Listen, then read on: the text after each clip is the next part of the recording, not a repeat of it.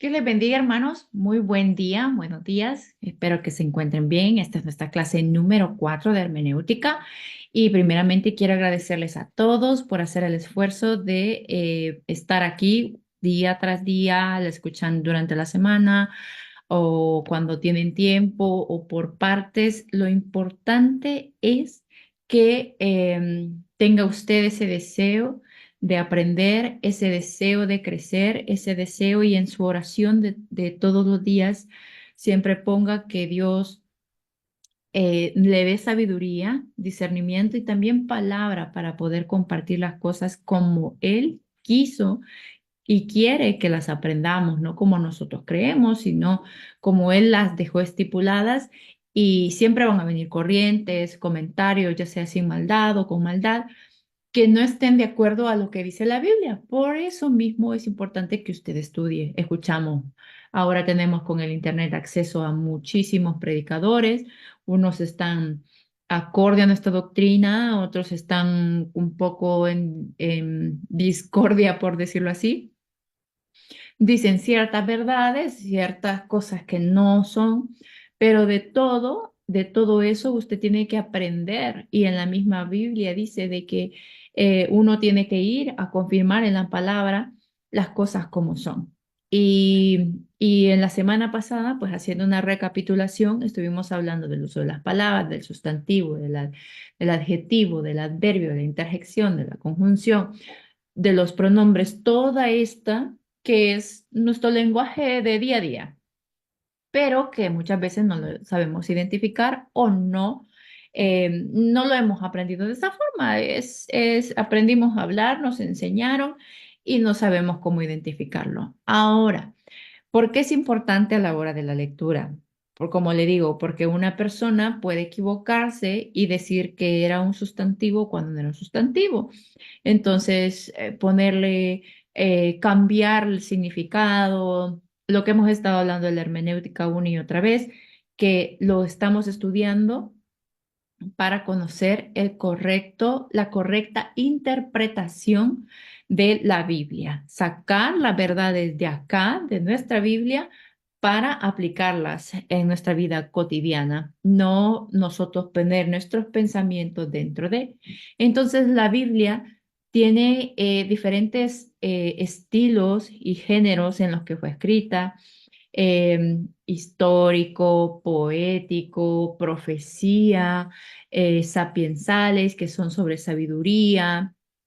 Entonces, cada uno de estos tiene forma de escribir, como saberle decir las cosas para que usted las entienda. ¿A qué me refiero? Voy dando una introducción a la clase.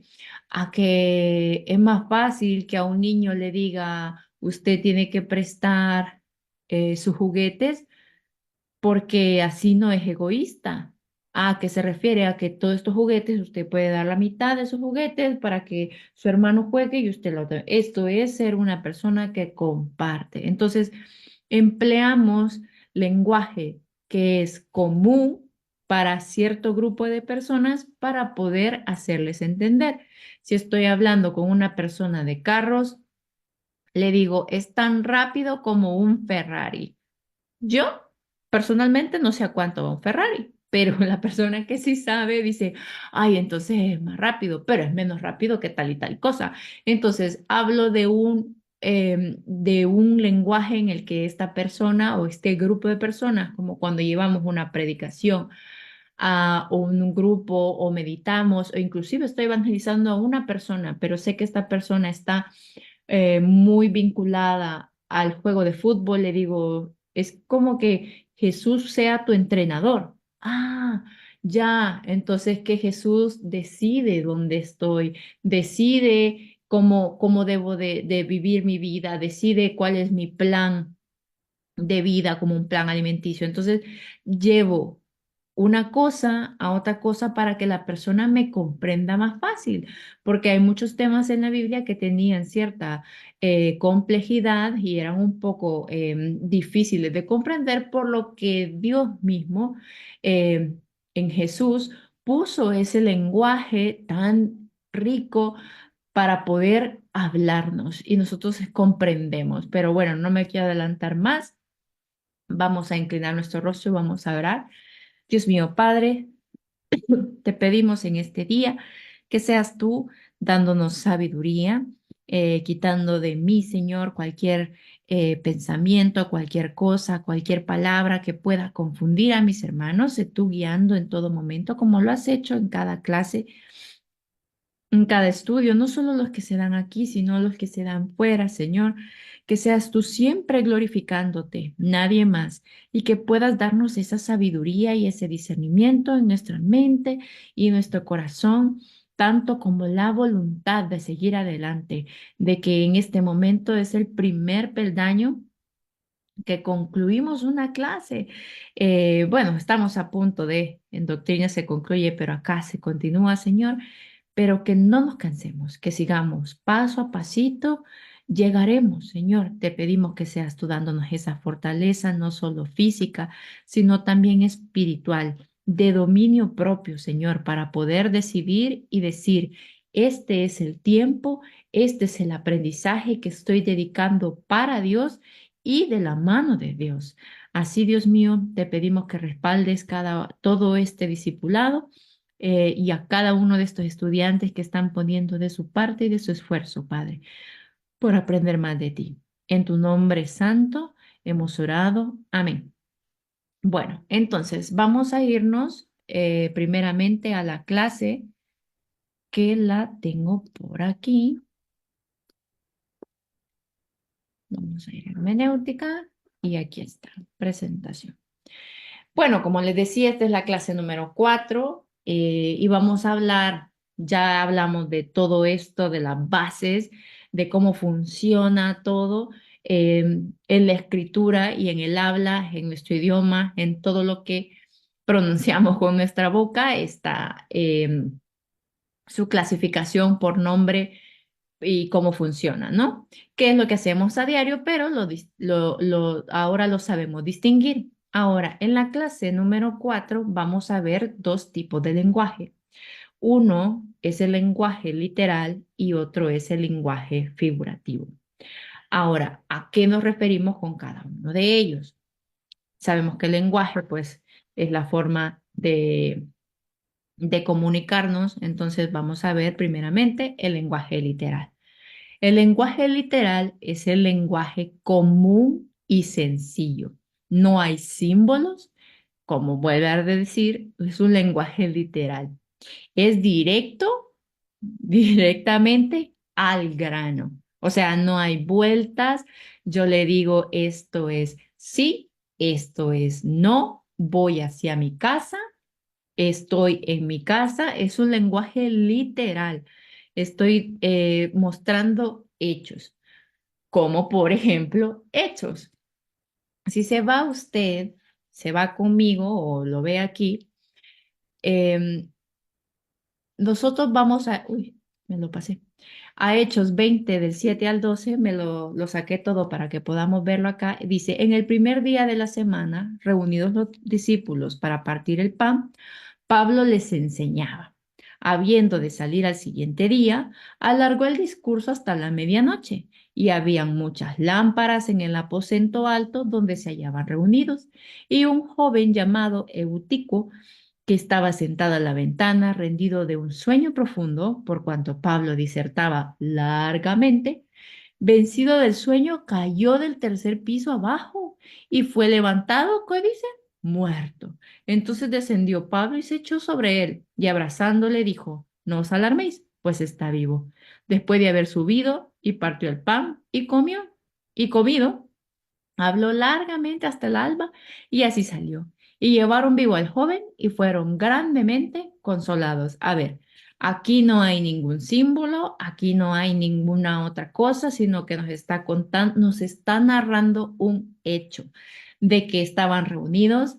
Pablo disertaba, el joven que se llamaba Eutico cayó de la ventana porque se quedó dormido y de la caída murió.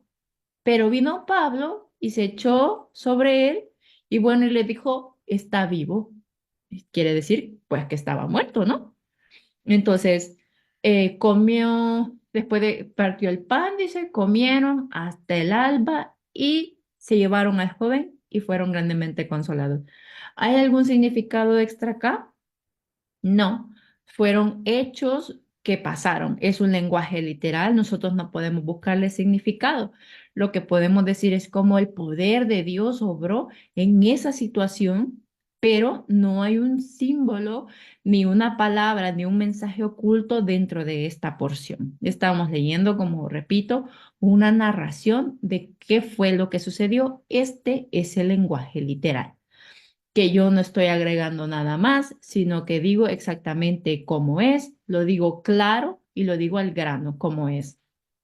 Entonces, si tenemos un lenguaje que es sencillo y directo, vamos a tener un lenguaje que es un poco más complejo y es un poco más enriquecido, que persuade. Y todos hemos leído diferentes partes de la Biblia que tiene este tipo de lenguaje, que es el lenguaje figurativo. Y este lenguaje se refiere al uso de una palabra o una expresión con un significado distinto al que habitualmente se le asigna. ¿Cómo?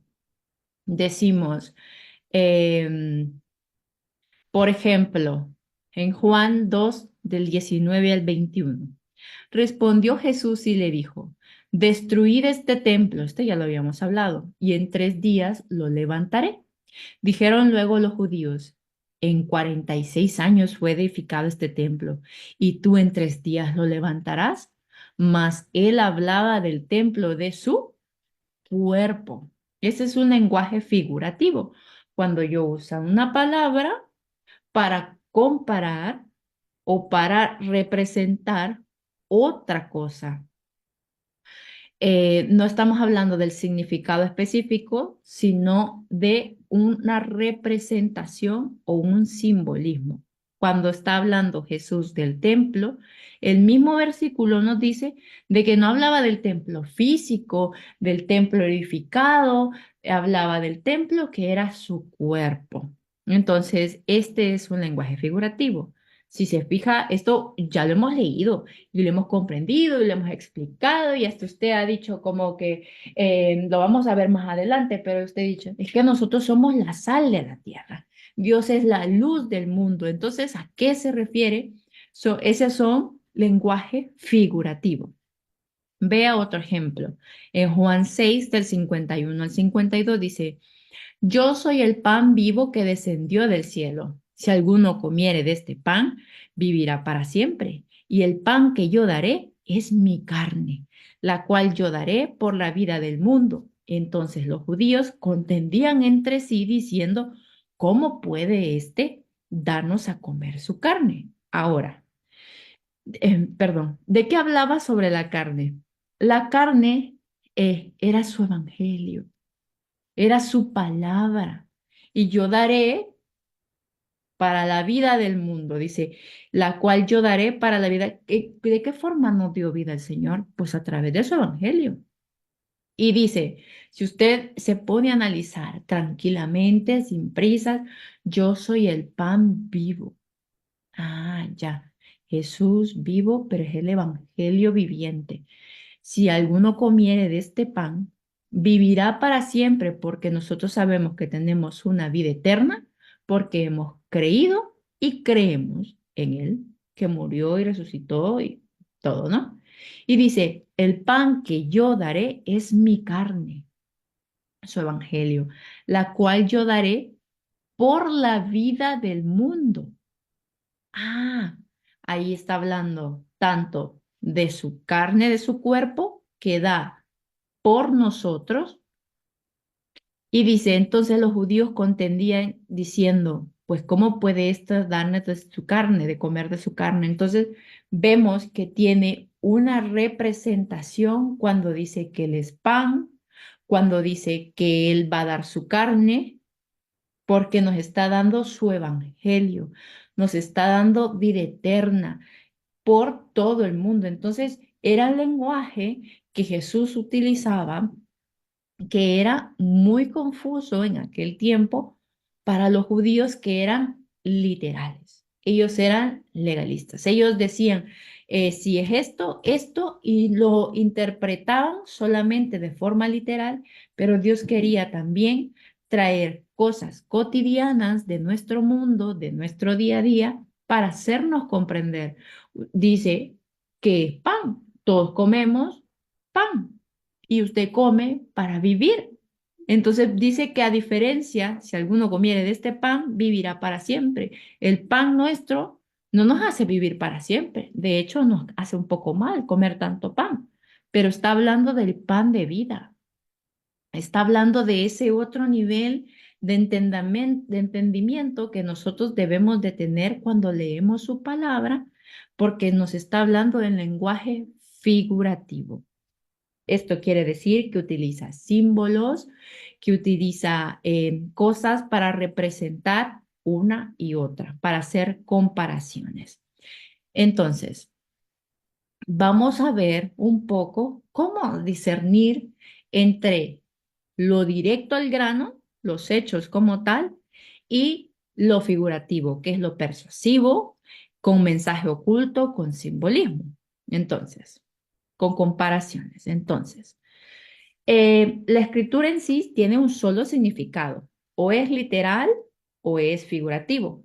Así que no podemos interpretar un versículo, ay, aquí es figurativo, ay, aquí es literal, es de los dos. No, es uno o lo otro, porque si no, está mal interpretando un versículo.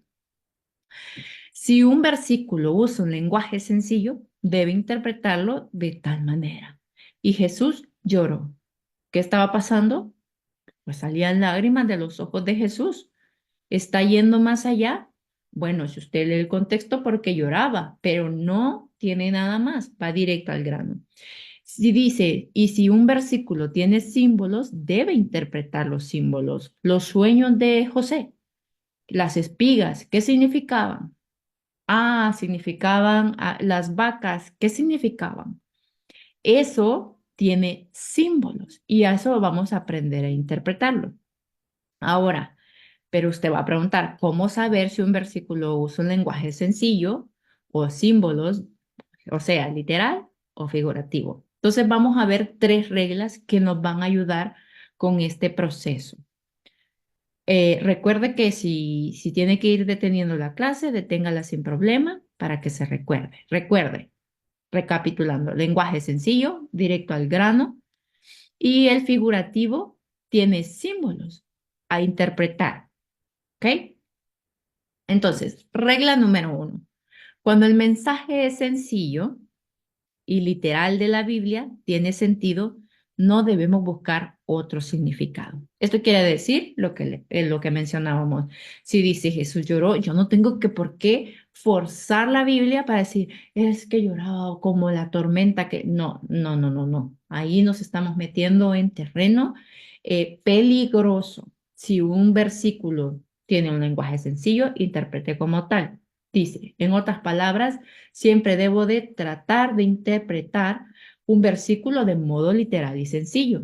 Si este método tiene sentido, acepto el versículo como claro y directo y no busco símbolos ni significados escondidos. No busque. Si el versículo está claro, entonces, pues está claro. Habló de que Pablo se tardó mucho predicando porque hablaba largamente, pues eso es lo que es. No va a decir hablaba largamente porque los... No, hasta ahí. Ahora, regla número dos. Si el mensaje literal y sencillo, vamos como pasando filtros. Si es en el filtro en el filtro del versículo es sencillo y tiene todo el sentido, pues ahí me quedo, ¿no? Ahora, si voy con un versículo y no tiene sentido, entonces empiezo yo a buscar símbolos o significados escondidos. Dice, cuando el significado literal de las palabras no tiene sentido, entonces buscamos otra manera. Una manera figurativa, que dijimos que era buscando símbolos y significados para interpretarla. Ahora, vea conmigo Mateo 6:22. La lámpara del cuerpo es el ojo. Así que si tu ojo es sincero, todo tu cuerpo estará lleno de luz. Mas si tu ojo es malo, todo tu cuerpo será tenebroso. Entonces, y usted se queda, bueno, el ojo, ¿qué hace el ojo? Bueno, dice que el pecado entra por los ojos. Entonces me está hablando sobre mis deseos. Ah, lámpara del cuerpo es el ojo. O sea, si mis deseos rigen y son sinceros, van a estar llenos de luz, porque son deseos que van de acuerdo a Dios. Pero si mi ojo dice es malo, todo mi cuerpo será tenebroso. Esto me guía, porque esto me guía para dónde voy, esto me guía lo que quiero leer, esto me guía lo que veo en mi teléfono. Todas esas cosas se van rigiendo por mi ojo. Entonces es la lámpara, lo que ilumina todo lo que está dentro. Ah, ya, porque no puede interpretarse de forma literal, porque nuestros ojos no alumbran, ¿vea? Y no me dicen si soy sincera o no. Puedo ser ciega y decir, "Ay, ¿y entonces qué va a pasar?" Entonces, busco si un versículo no tiene un mensaje que comprenda literalmente, entonces yo busco un símbolo o un significado. Porque si tu ojo es malo y lo agarrásemos literal, entonces diría, si una persona tiene problemas de la vista, "Ay, ya está tenebrosa su vida." No, buscamos un símbolo y buscamos un significado. Esa es la regla número 2. Ahora, regla número 3. Hay que buscar las explicaciones en el contexto. Esto ya lo hemos visto un par de veces y lo vuelvo a repetir. Muchas veces la Biblia nos dice si el lenguaje es literal o si tiene símbolos. Mire, en Mateo 13:24, váyase conmigo. Aquí lo estoy buscando. Deme un segundito. Tucu, tucu, tucu.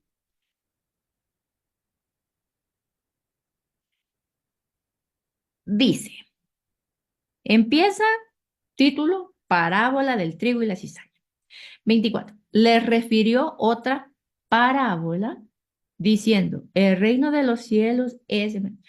Ah, y entonces me está dando una introducción de qué es lo que vamos a escuchar, en este caso lo que estaban escuchando ellos, pero nosotros qué es lo que estamos leyendo, que es una parábola. De esas hay aproximadamente 40, no tengo el dato exacto, pero aproximadamente 40, y me está diciendo que es una historia. Ah, ya, ya. Entonces yo me ubico que pues voy a tener un aprendizaje de esto. Otro punto en el contexto. En Daniel 2 nos dice que Nabucodonosor tuvo un sueño para interpretar. Si se va a interpretar algo, quiere decir que tiene un significado que tengo que encontrar. Entonces, los sueños, si se fija, lo que hablábamos de José, que eran las espigas, que eran las vacas, que eran... Entonces, este significado que tanto a José como a Daniel, quien se lo daba era Dios. Entonces, igual nosotros mucho del significado que ya está en la Biblia no tiene que andarse buscando en otro lado. ¿Qué será lo que quiso decir? Prácticamente en la Biblia nos deja claro el mensaje cuando está hablando de la luz del mundo, cuando está hablando del pan de vida, del agua viva. Entendemos nosotros de qué habla. No es del agua tal cual, sino que habla de la vida. Entonces, eso vamos interpretándolo porque también vemos el contexto de la lectura que voy teniendo. Ahora, otro ejemplo. En Hechos 10 había una visión de Pedro que tenía entonces un significado oculto, pero Lucas lo aclara en el contexto y nos dice qué significaba la visión. El otro, mira esto. Juan solía explicar que Jesús usaba símbolos. Un templo, aquí hay los versículos, Juan 2, el agua viva, Juan 4, pan, Juan 6, luz, ovejas. ¿Quiénes son las ovejas?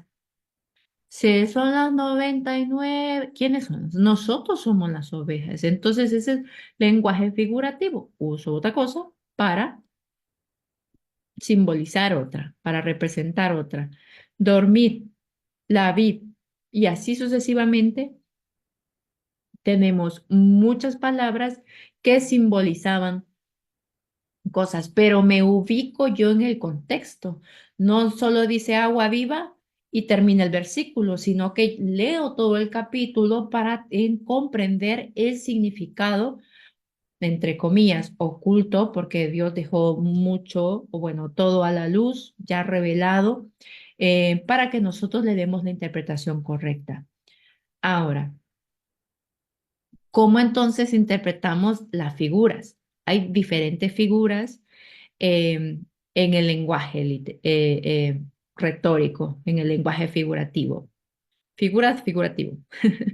Entonces, el lenguaje literal, como dijimos, es claro y directo, no tiene significado oculto. Pero el lenguaje figurativo, ese sí es un poco más difícil.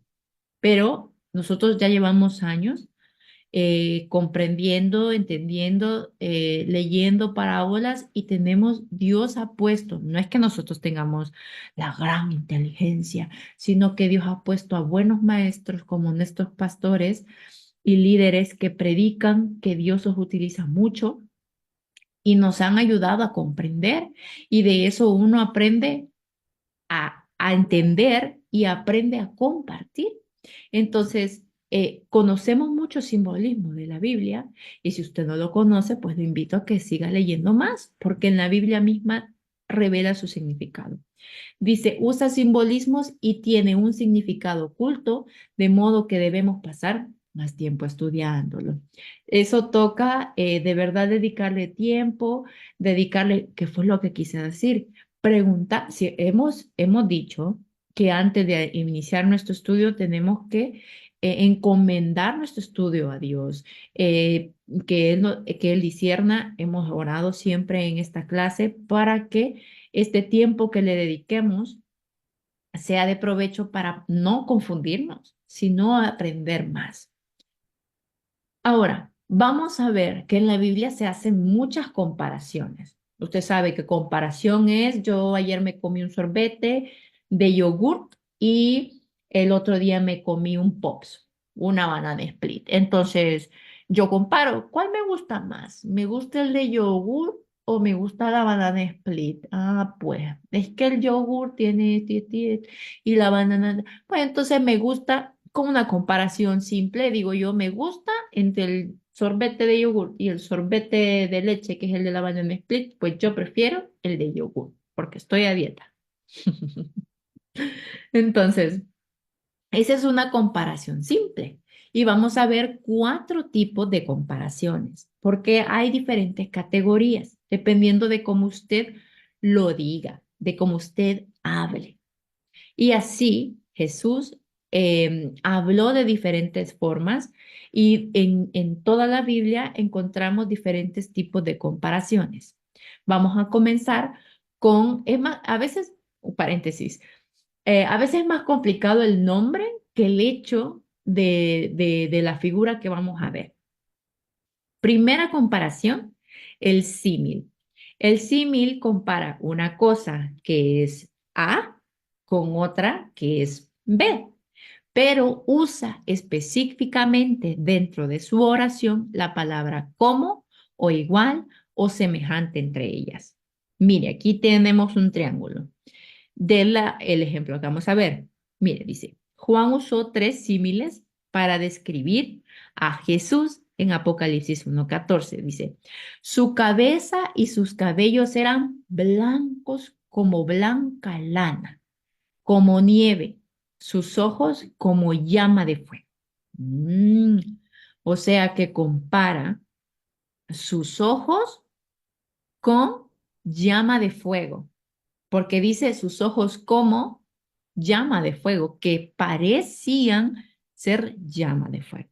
Entonces, si dice sus ojos igual a llama de, o ojos sus semejantes a llama de fuego, está haciendo una comparación y claro, esto tiene un significado.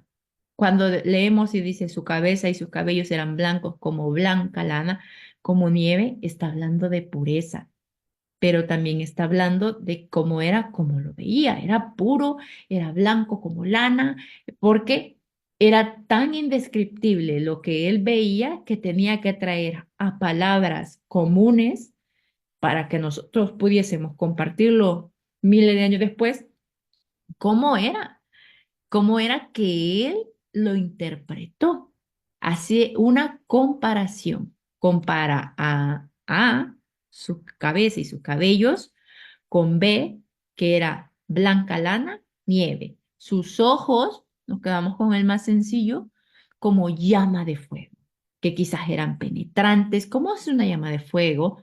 Es, penetrantes. Entonces, ese es buscando un significado oculto, pero estamos hablando de una comparación. Entonces, pero recuerde, el símil compara, pero usa la palabra como nieve, como blanca lana, como llama de fuego. Ese es un símil. Y aquí ve el triángulo, entonces en medio de la comparación, sus ojos como llama de fuego. Sus ojos igual llama de fuego. Sus ojos semejantes a llama de fuego. Entonces, estas tres palabras me definen a mí que es un símil.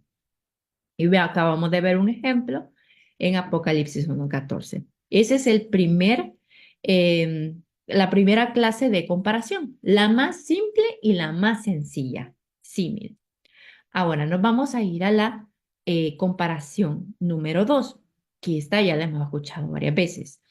Y la metáfora es parecida al símil. Ambos comparan cosas, pero una metáfora no utiliza la palabra como o igual ni semejante. La metáfora es directa. Declara que A es B. Ejemplo, Mateo 5:13. Vosotros sois la sal de la tierra, pero si la sal se desvaneciere, ¿con qué será salada? ¿Usted es sal? ¿Usted es mineral? ¿Usted es sal?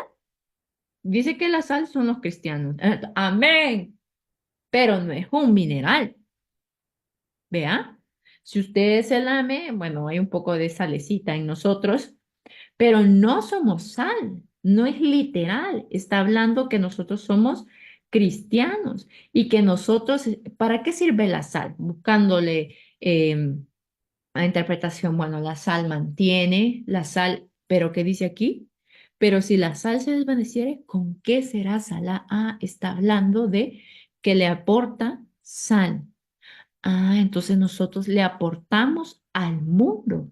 El cristiano aporta al mundo. Entonces, si se fija, hace una comparación del cristiano con sal, pero no usa ni la palabra como, ni la palabra igual, ni la palabra semejante. Entonces, yo puedo decir, bueno, cuando decimos, a ver, otro ejemplo. Mm, mm, mm, Bueno, eh, lo que leíamos anteriormente, que Jesús es el pan de vida. Entonces lo que hacemos es una comparación, pero eh, Jesús no era pan, era ser humano. Entonces esa es una metáfora. Cuando yo uso una palabra para comparar con otra como igual, como que comparo y declaro que A es B, pero tiene una palabra pues diferente para cada cosa. Entonces yo interpreto qué es lo que quiso decir y por qué se utilizó así. Es la categoría número 2 de la comparación simple. Categoría número 3 o tipo número 3, el antropomorfismo. Esta palabra es más larga de lo que realmente significa. Antropo, ya usted sabe de que el lenguaje viene pues con origen griego y ellos tenían como muchos significados, las palabras vienen de un lado, tienen raíces, las palabras tienen raíces. Entonces, antropomorfismo Antropo viene de hombre, significa hombre, tal cual. Usted dice antropo, hombre. Si dice morfos, forma. Entonces está diciendo que los antropomorfismos son forma de hombre. Dice, es una clase especial de metáfora, o sea, comparación, que compara a Dios con la forma del hombre. Dios sabemos que es invisible, amén. Es espíritu. Y al menos, y dice aquí, al menos a los ojos que tenemos ahora, si tuviéramos visión espiritual, realmente, ¿qué veríamos? Pero a nuestros ojos, nosotros sabemos que Dios nos ve, pero no tiene ojos físicos, nos escucha, pero no tiene oídos, nos habla, pero no tiene boca, escuchamos su voz, pero no tiene cuerdas vocales. Vemos el dedo de Dios, la mano de Dios en nosotros, pero no tiene manos. Entonces, ¿qué es lo que me está explicando? La función del ojo, yo la comprendo en Dios que me está viendo, ¿verdad? Los oídos me escuchan, la boca me habla, la voz es audible y el dedo, pues lo que sabemos que obra. Si usted se va a cada versículo aquí, Deuteronomio, Salmos, de nuevo en Deuteronomio, Job, Éxodo, todos esos va a encontrar antropomorfismos de Dios, porque así nosotros comprendemos eh, ciertas como características de Dios, pero Él no tiene una forma física, ¿sí? Jesús estuvo en carne aquí en la tierra y después ascendió a los cielos, pero el Padre es espíritu y no tiene una forma. Entonces, porque eso es lo que dice la Biblia. Nadie lo ha visto, no podemos dar testimonio ni decir aquello, lo otro, pero sí podemos entender que los ojos de Dios están sobre nosotros, sus oídos están atentos a escucharnos, su boca ha pronunciado palabras, escuchamos su voz y vemos su mano obrar. En la vida, en los milagros, en las cosas que pasan, cada oración que nosotros sabemos que Él escucha, pero no con oídos como estos. Entonces, esos son los antropomorfismos. La personificación. A ver, este me gusta mucho. La personificación compara cosas con personas. Y aquí vamos a ver dos ejemplos. A veces comparan hechos, acciones o ideas con personas. Sin irnos a más, Santiago 1:15 dice, entonces la concupiscencia, después que ha concebido, da a luz el pecado. Y el pecado siendo consumado, da a luz la muerte. O sea que está comparando a la concupiscencia con una mujer embarazada, que da a luz a un hijo, que es el pecado. Y el pecado que crece también da luz a un bebé que es la muerte. Ah, entonces sabemos que nuestra concupiscencia son nuestros pensamientos, estos deseos, estas cosas, y dan a luz porque se preparan, se cocinan como un bebé, ¿verdad? Te tiene que haber una concepción, entonces igual en la concupiscencia, si en nuestra mente estamos pensando, maquinando y entonces está creciendo hasta que viene y yo peco. Ah, entonces da luz el pecado.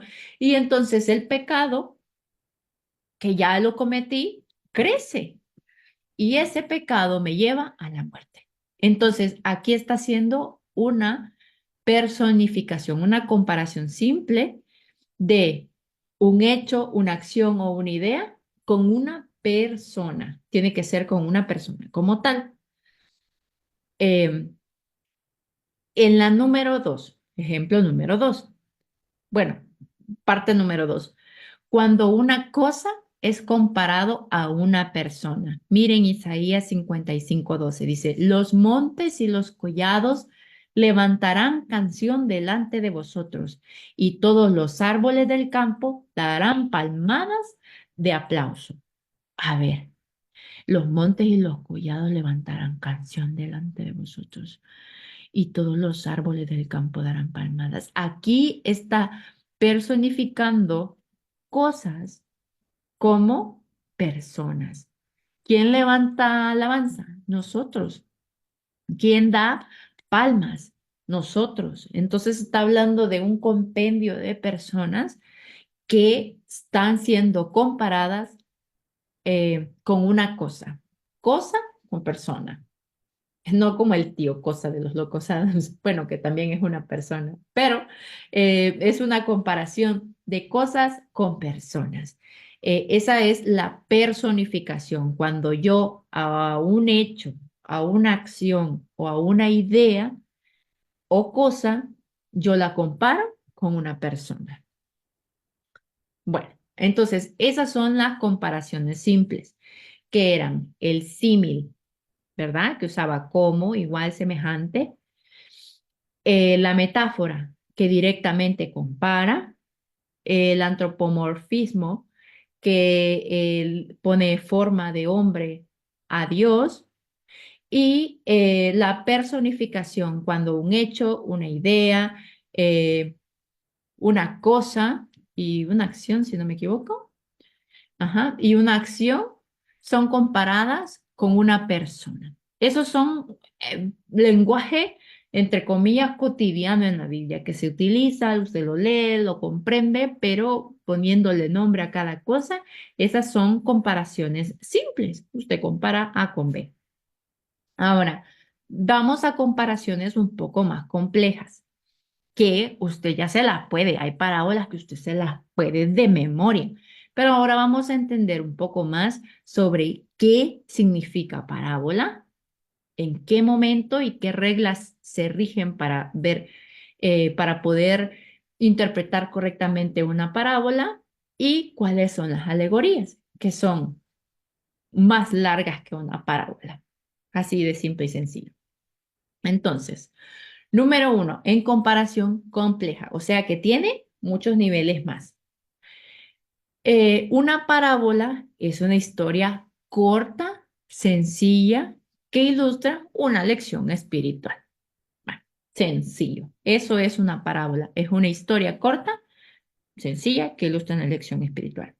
Ahora, vamos a entender un poco cómo se diferencia la parábola de un símil. ¿Por qué es importante? Porque las dos son comparaciones, solo que el símil es en un rango pequeño, dijimos, como nieve, como blanca lana, en cambio la parábola se extiende y nos cuenta una historia. Eh, y puede comparar varias cosas de varias maneras. Entonces, vamos, ya en la Biblia dice parábola de tal, tiene el título. Entonces, difícilmente vamos a confundirnos, pero sí es importante saber interpretarlas. Y para saber interpretarlas, tenemos que discernir el entorno histórico y literario de una parábola, porque no podemos solamente decir significa esto y no ubicarnos de que Jesús, ¿qué venía hablando antes? ¿Cuál era el propósito? ¿Cuál era la aplicación? Es importante. Entonces, en este estudio yo he traído una tabla, la vamos a ver más adelante, pero quiero que ponga atención y que siempre a la luz de la palabra de Dios, no es lo que yo diga, sino lo que dice la Biblia, compárelo, vamos a ir comprendiendo cómo entender de una forma correcta o un método para poder leer una parábola y comprender muchísimo más que quizás lo que hemos aprendido. Entonces, número uno, lo que vamos a hacer con una parábola es verificar el tiempo en el que fue escrita la parábola. Jesús relató todas las parábolas que hay en el Nuevo Testamento. Al tratar de interpretarlas, o sea, al tratar de interpretarlas, podemos agruparlas en tres periodos de tiempo. Uno, el segundo año del ministerio de Cristo. Segundo periodo, Galilea al Calvario, cuando Él se moviliza de Galilea al Calvario. Y tres, la semana de la pasión, que es la semana, pues, cuando ya era su última semana de ministerio. Entonces, aquí tengo un cuadro donde me habla, este cuadro viene de un libro y es para que nosotros lo estudiemos. No es como siempre hemos dicho, Uno tiene que leer, ver y aprender y lo que no es de acuerdo a la palabra de Dios se desecha. Pero si usted se fija acá, solo estamos viendo los periodos acorde a la Biblia en los que se mencionaron ciertas parábolas. El periodo A, que era el segundo año del ministerio de Cristo, después de que los líderes lo rechazaron en Mateo, él habló de estas parábolas, del sembrador, del trigo y la cizaña, de la semilla de mostaza, de la levadura, el tesoro escondido, la perla, la red, el buen samaritano. Y en general, aquí tenemos un estudio donde dice que el tema de la parábola era entrar en el reino, el juicio del rey, crecimiento del reino, dos veces, valor del reino, el juicio del rey y salvación. Entonces, ¿cuál era como el tema del periodo? Si lo podemos encajar, ¿verdad? Y decir, Dios estaba dando una introducción, Dios para Jesús, estaba dando una introducción entender la naturaleza del reino, porque era donde él empezaba su ministerio. Bueno, ya era su segundo año, pero empezaba a predicar, empezaba a compartir, ya él quería que le escuchasen, quería que quería darse a entender de que el reino había llegado, de que él había llegado, que la salvación había llegado. Entonces, si la separamos por estudio, este es un estudio que se hizo por periodo sería como esta parte donde él quiere dar a entender la naturaleza del reino. Ahora, en el periodo 2 de Galilea al Calvario, que son los últimos días del ministerio de Jesús en la tierra, y las parábolas que están encerradas en esta categoría, como le digo, usted lea la parábola y habla de la oración, habla de la salvación.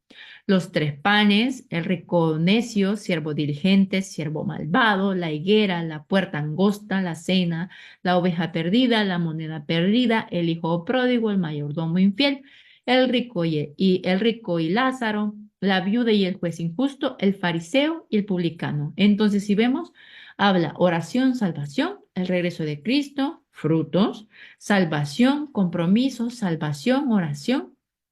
Pueden tener más de un tema, pero lo engloba. Entonces, ¿cuál era el tema?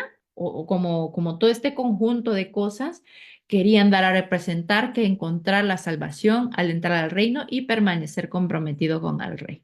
Entonces, ya, entonces yo comprendo según la parábola, me voy a la sección y digo, este es el tema. Y ya después yo lo compruebo a la luz de la Biblia, en pasajes y todas estas referencias que ya hemos hablado, que podemos utilizar y que debemos utilizar para una buena lectura y podemos verlo. Y como último, la última semana del ministerio de Jesús, que es la semana de la pasión, le han puesto acá, que son las 10 minas, los obreros de la viña, los dos hijos, los labradores malvados, la fiesta de bodas, dos clases de siervo, las 10 vírgenes, los talentos, las ovejas y las cabras. Entonces, el tema era el regreso de Cristo, el rechazo al rey y de nuevo el regreso de Cristo. Entonces, si se fija, estamos agrupando y era el tema que han puesto acá sobre el periodo es hacer la voluntad de Dios a la luz de su regreso. Entonces, este cuadro puede ayudarnos, que es lo que siempre buscamos, referencias o documentos, diccionarios, enciclopedias, Biblias de estudio, que esto está sacado de un estudio para reforzar, y ya. Entonces, claro, Jesús estaba hablando del regreso de Cristo porque estaba a punto de morir.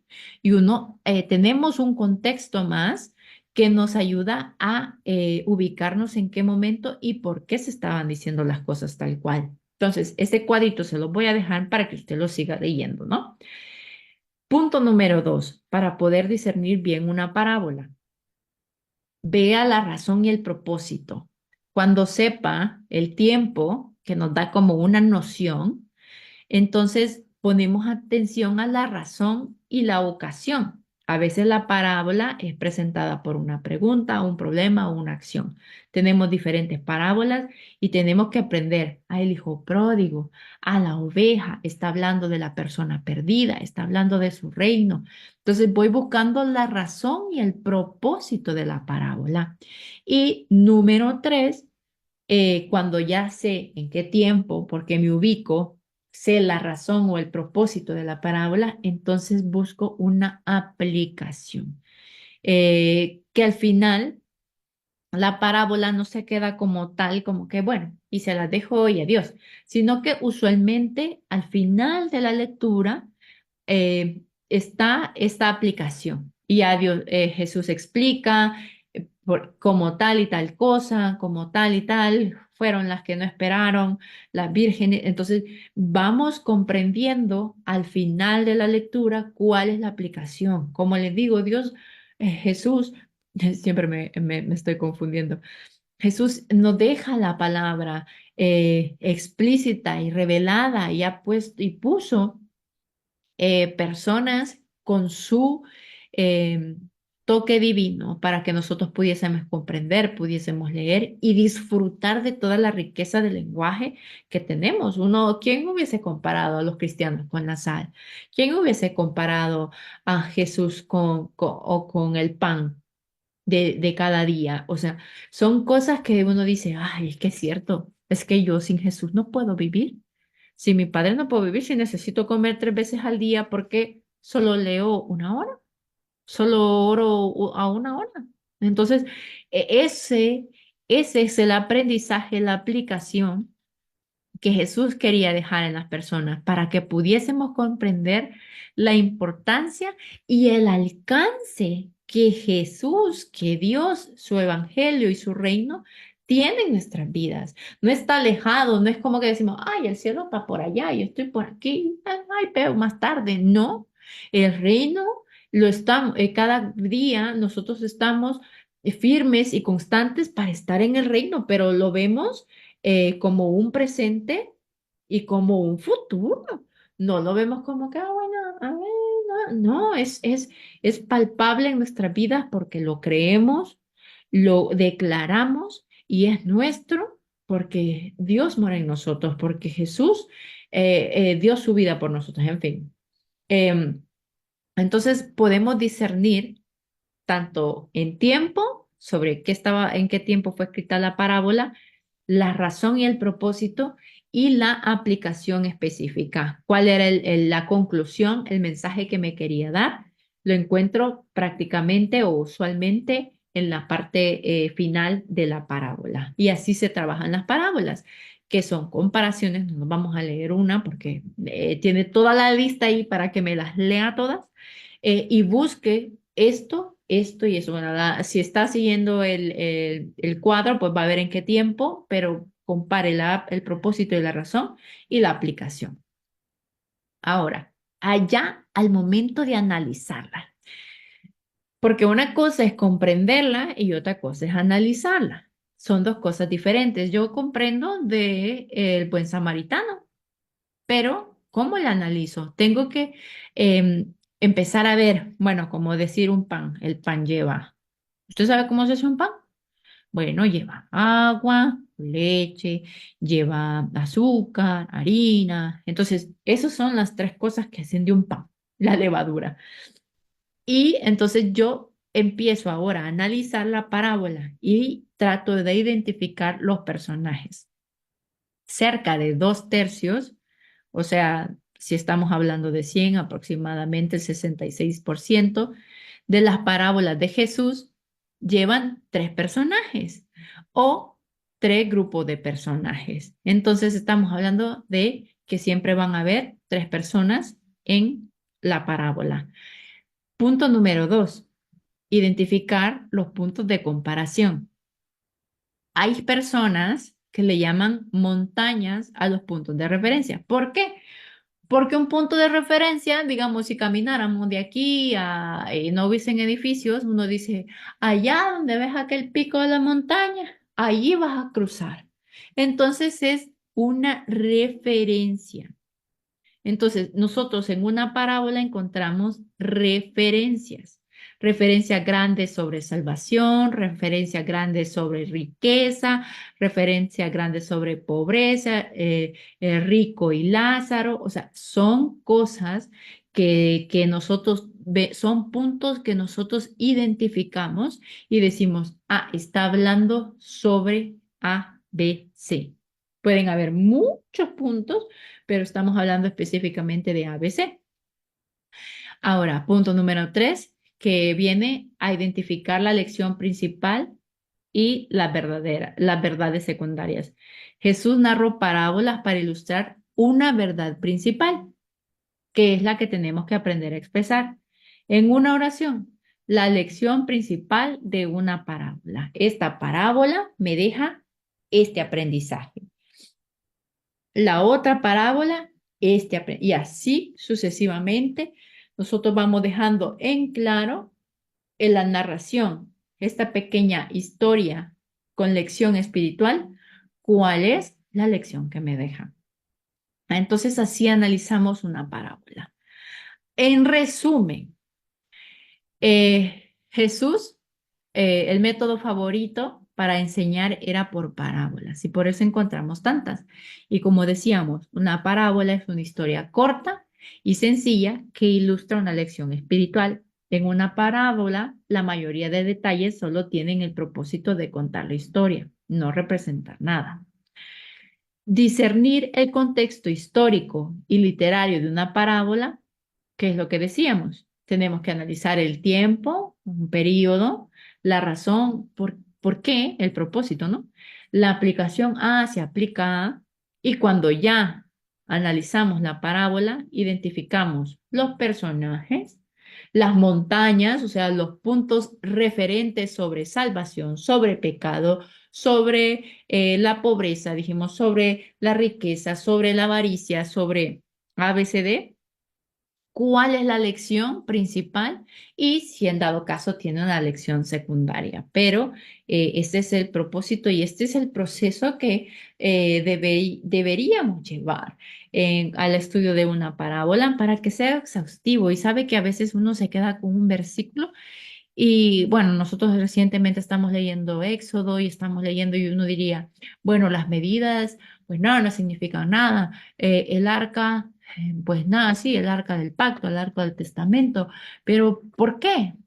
¿Por qué a veces queremos buscar significado donde no lo hay y a veces Dios quiere decirnos cosas en medio de otras cosas?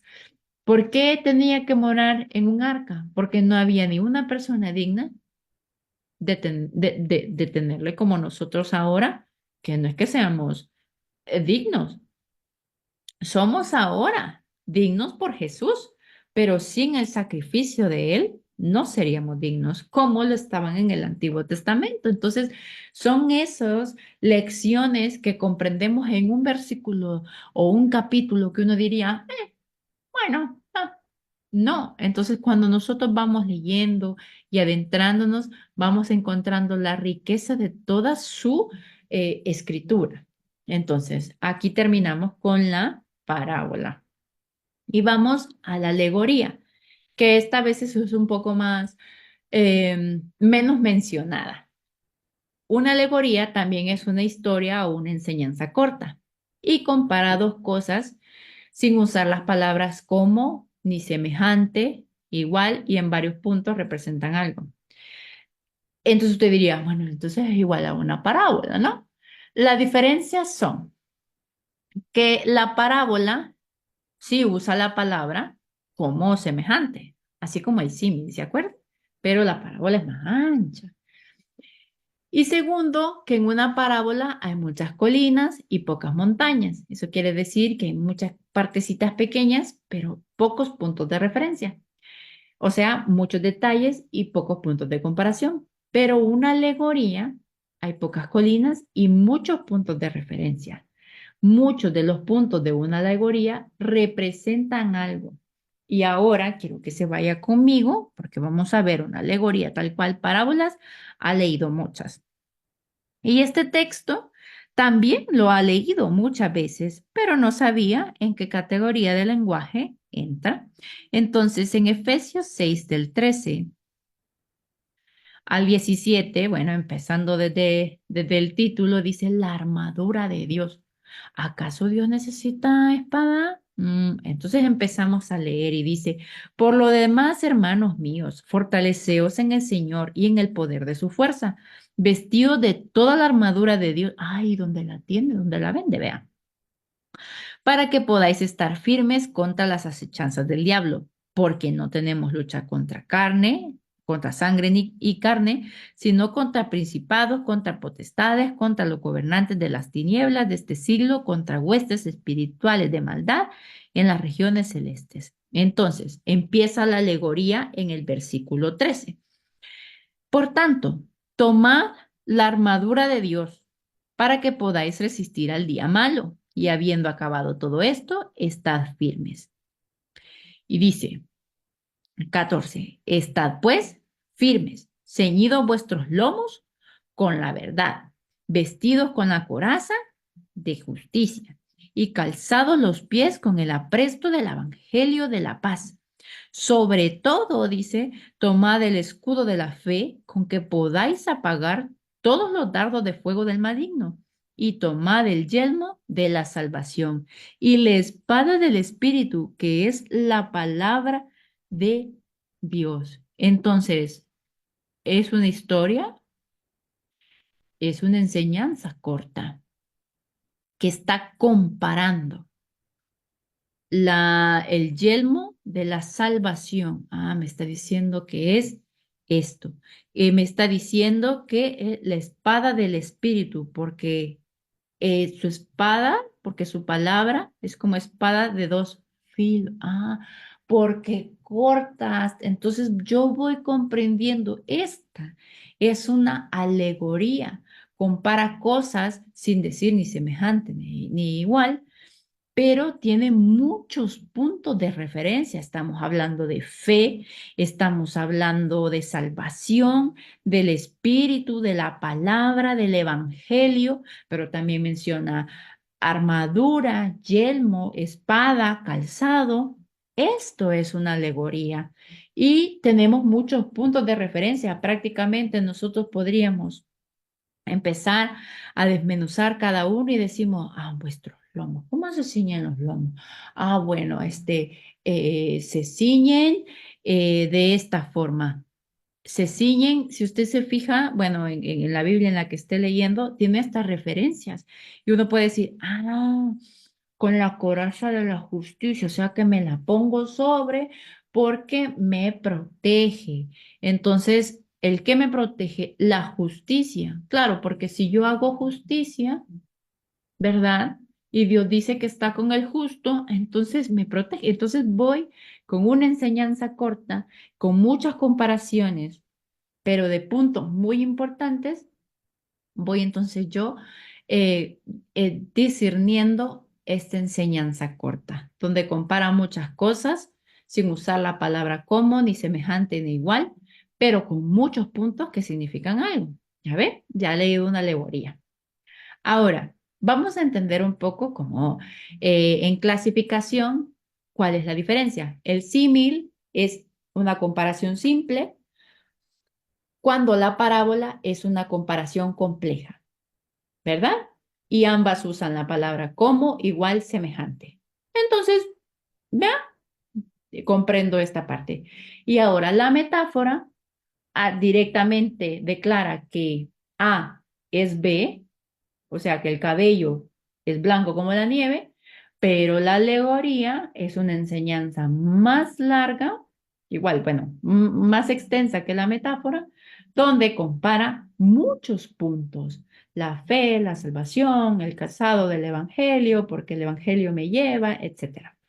Entonces, este es como el cuadro para que usted comprenda que son similares, pero una es más extensa en los dos ambos. Una es simple, símil simple, metáfora simple, parábola compleja, alegoría compleja, pero las cuatro son comparaciones. Así que no se me confunda. Ahora, vamos a ver los cuatro juntos. Dice, un símil usa la palabra como o semejante, o igual, y puede extenderse a una parábola, que es lo que hemos dicho, que es así más grande. Y una metáfora omite la palabra como, pero es una comparación directa y puede extenderse a una alegoría. En una oración, vea, Mateo 25:1 dice, es un símil. Entonces el reino de los cielos será semejante, que es la ley del símil, a 10 vírgenes en Mateo 25:1. Y la más larga, la metáfora, una comparación, dice, yo soy la vid verdadera. Perdón, la parábola. Les dice, comparación expandida con varias oraciones. Entonces el reino de los cielos será semejante a 10 vírgenes. Uno es solo el versículo, pero cuando ya lo saco del 1 al 13, se vuelve una parábola. La parábola, véngase conmigo a Mateo 25. Y dice, el título como dice, parábola de las 10 vírgenes. Entonces, el versículo 1 solo es el símil, pero cuando yo me extiendo hasta el versículo 13, entonces ya es una parábola, ¿verdad? Se empieza en pequeño y se extiende a lo grande. Es una comparación simple que me deja una enseñanza, una lección espiritual. Ahora, en una comparación compleja, nos vamos a una metáfora en Juan 15:1.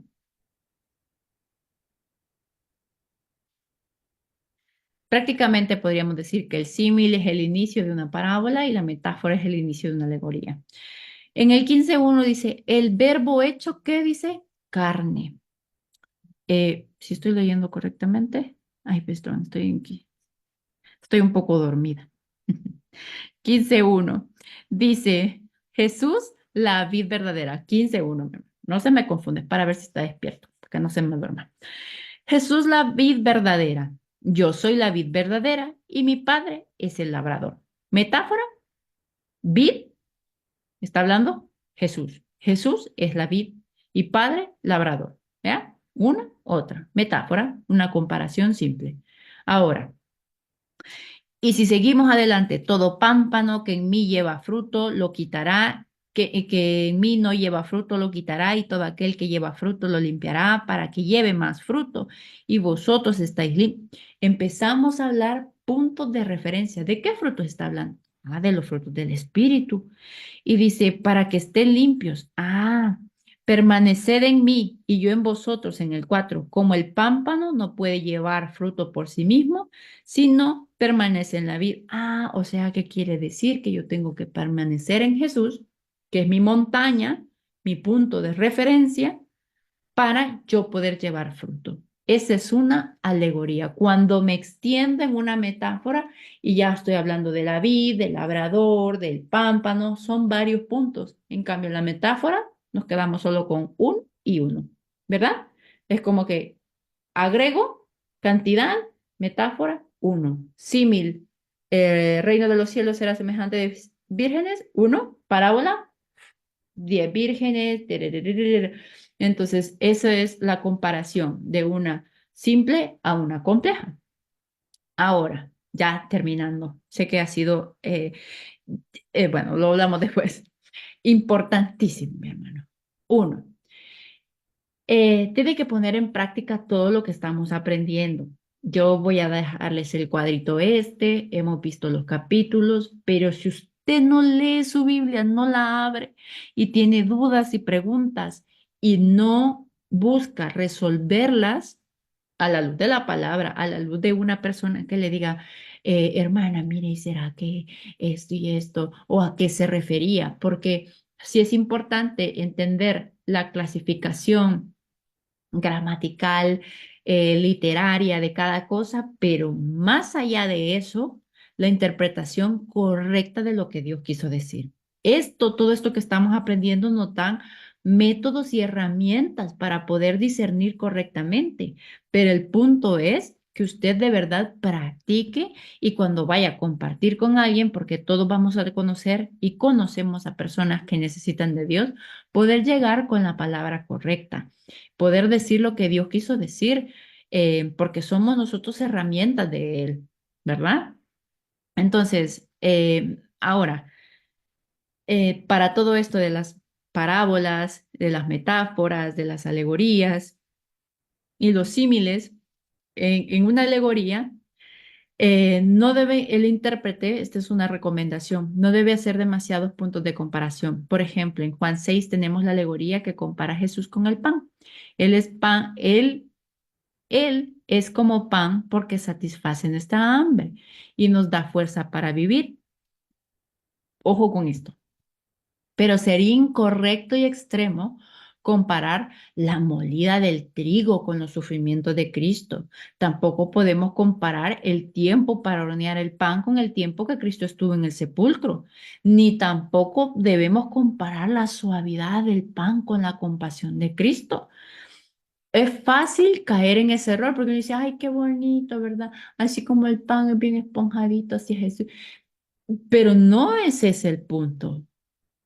No es, nos estamos sacando un significado, entre comillas, del oculto que Dios no quiso que nos llevásemos al extremo, sino que es un punto principal, sí, de un mensaje oculto, pero también es simple, es sencillo, es que nos satisface nuestra hambre, la comida nos da para vivir, entonces Él nos da fuerza, como da la energía del comer alimento. Entonces, hasta ahí. De manera que debemos encontrar los puntos y temas principales en una comparación y mirar el contexto y no presionar hacia otra dirección ni más allá de lo que nos quiso decir. Hay que tener mucho cuidado con eso, porque, ay, la hermana dijo que hay que buscar los símbolos y me voy aquí, me pongo. A muchas personas que se han equivocado buscando un significado más allá del que quiso poner. eh, Dios en su palabra. Así que tenga mucho cuidado con esto. Y número dos, alegorizar, que es cuando usted quiere dar significado y detalles que el autor no quiso darle. No, no, no, no, no.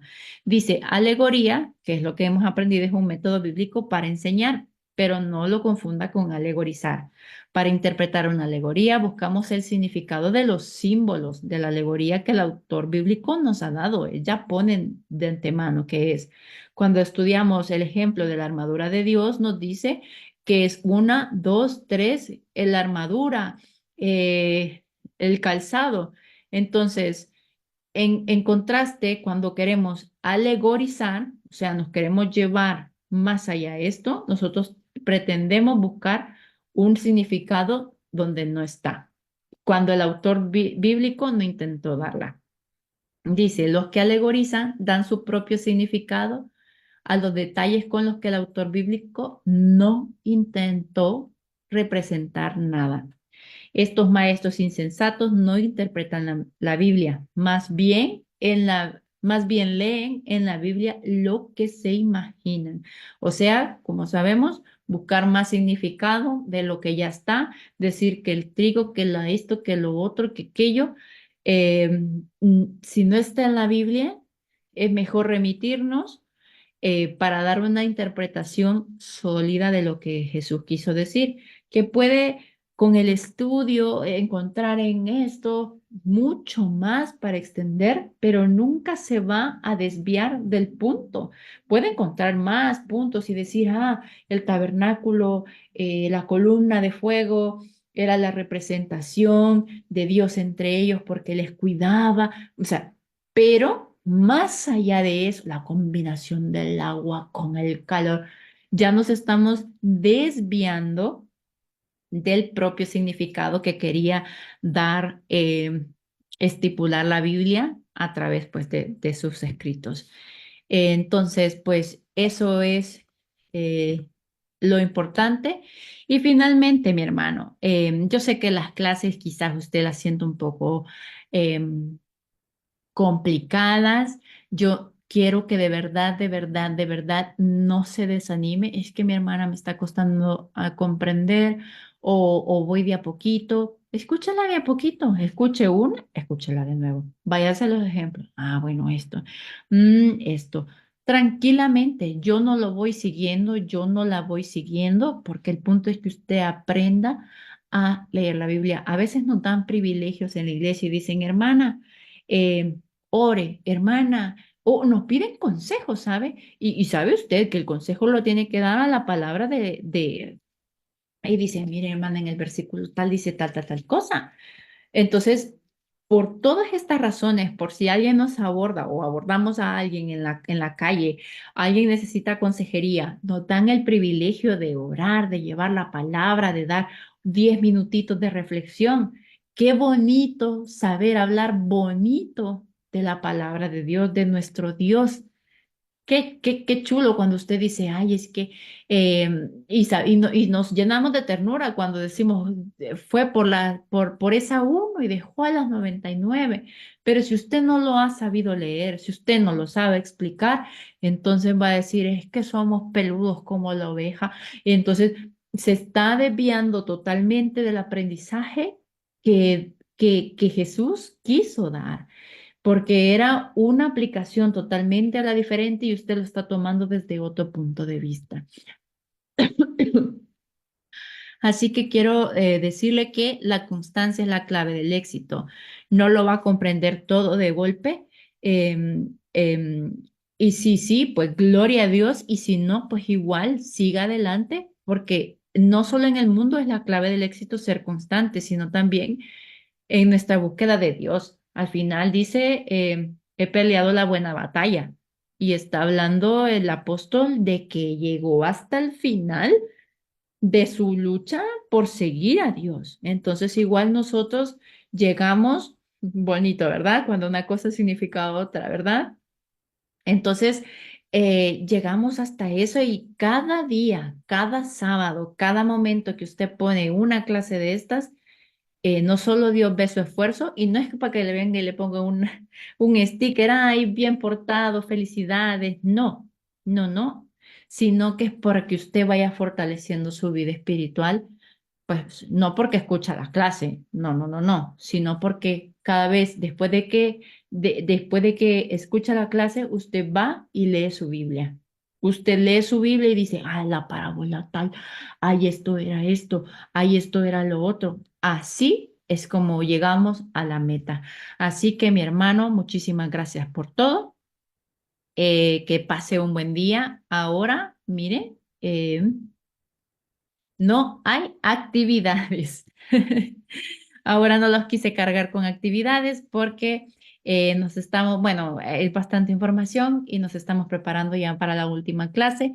Pero mi hermano, mi hermana, muchísimas gracias por estar siempre eh, firme. Como le digo, siga adelante, sea constante. Si no entiende, si quiere verlo más a fondo, o si usted dice, bueno, pues voy a seguir leyendo y Dios va a ir obrando, pues así es.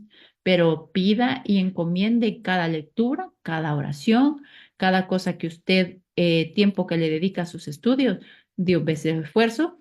Y como le digo, no le va a premiar con una estrellita ni que va, venga, mañana tal cosa, sino que le va a dar más sabiduría, le va a dar más entendimiento, nos da más entendimiento y como sea siempre, orando que cuando salgan de nuestra palabra, de nuestra boca, palabras, que sea lo que Él quiso decir, no lo que nosotros pensamos, ni nosotros creemos, ni lo que consentimos, ni lo que fulano dijo, sino que lo que Dios dijo en su palabra. Así que vamos a inclinar nuestro rostro y vamos a orar.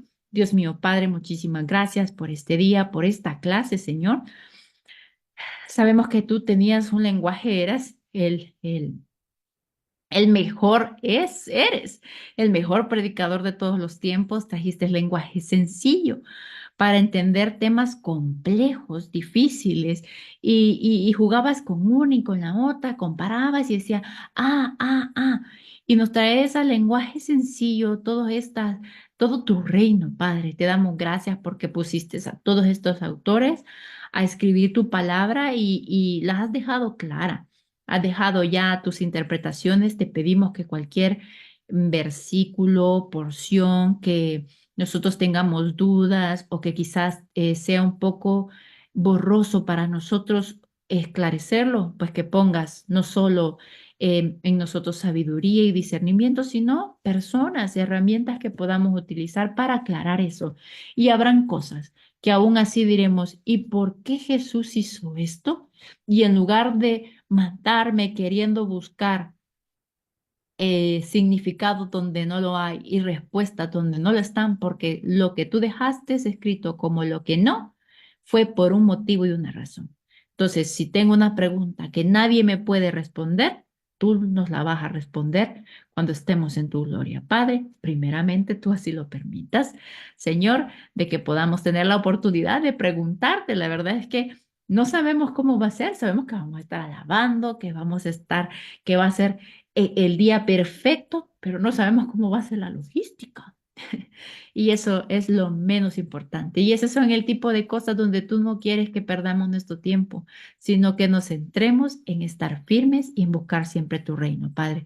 Gracias por la oportunidad del aprendizaje, gracias por las herramientas que das, que principalmente es tu Biblia, Señor, pero todas esas cositas que abonan, que sean las correctas, que las voces que escuchemos sean las que tú mandas a nosotros para aprender más de ti, Señor. En tu nombre santo encomendamos a cada estudiante, que le bendigas, que le des ese ánimo de seguir adelante y que le des sabiduría y discernimiento, Padre.